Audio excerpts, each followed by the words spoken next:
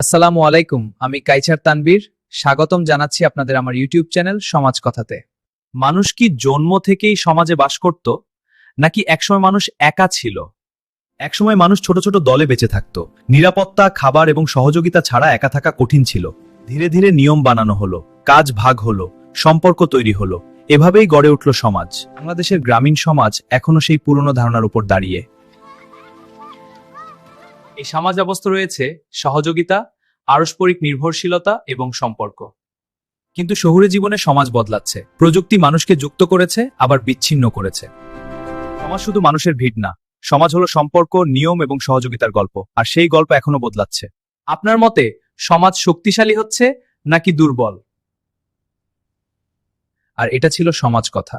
সমাজ বদলাতে হলে সমাজকে বুঝতে হবে। ভিডিওটি ভালো লাগলে লাইক দিন, আপনার মতামত কমেন্টে জানান, বন্ধুদের সাথে শেয়ার করুন। এবং এমন আরও চিন্তা জাগানো ভিডিও পেতে সমাজ কথা চ্যানেলটি সাবস্ক্রাইব করুন।